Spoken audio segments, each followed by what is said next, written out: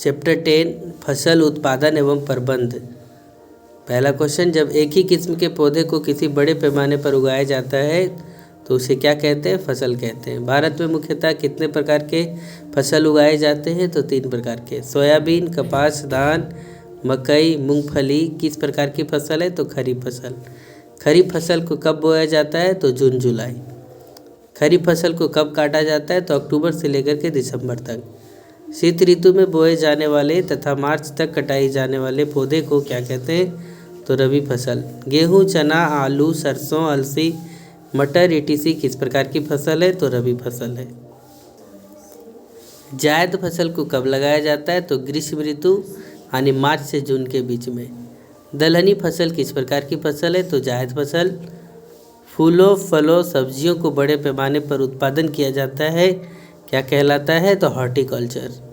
ऊर्जा प्रदान करने वाला पोषक तत्व कौन है? तो कार्बोहाइड्रेट और वसा।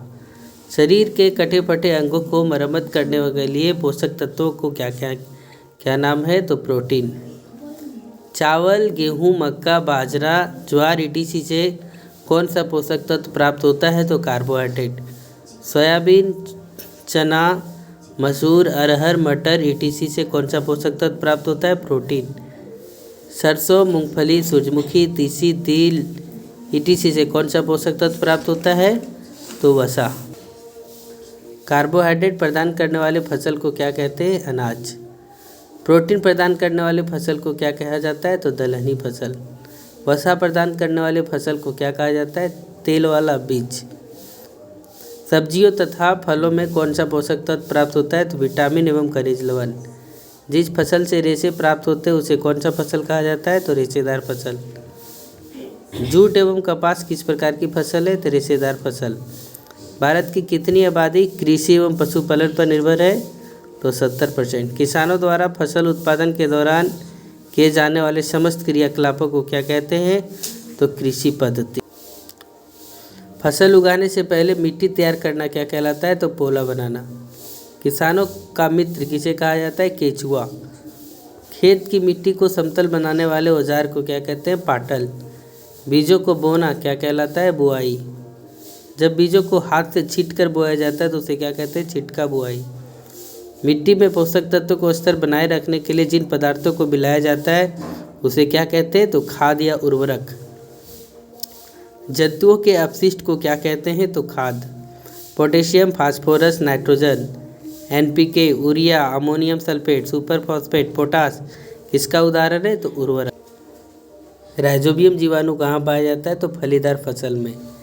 नाइट्रोजन को नाइट्रेट में बदलने की प्रक्रिया क्या कहलाती है? तो नाइट्रोजीकरण। फसलों को जल उपलब्ध कराना क्या कहलाता है? सिंचाई। फसल में अवांछित पदार्थ को उपजाना क्या कहलाता है? खरपतवार। खरपतवार को हटाने की विधि को क्या कहते हैं? तो निराई। खरपतवार का नियंत्रण करने की प्रक्रिया को क्या कहते हैं? तो खरपतवारनाशी। 2,4-D ब्यूटाक्लोरो MCPA नामक रसायन को क्या कहते हैं? खरपतवारनाशी। फसल पक जाने के बाद की प्रक्रिया को क्या कहते हैं? कटाई। फसल से बीजों या दानों को भूसे से अलग करने की प्रक्रिया को क्या कहते हैं? तो थ्रेशिंग या दोहनी करना। फसल से बीजों या दानों के भूसों को अलग करने वाले मशीन को क्या कहते हैं? थ्रेशर। दोहनी से प्राप्त अनाजों में छिलके को हटाना तथा दानों को प्राप्त करने की विधि को क्या कहते हैं?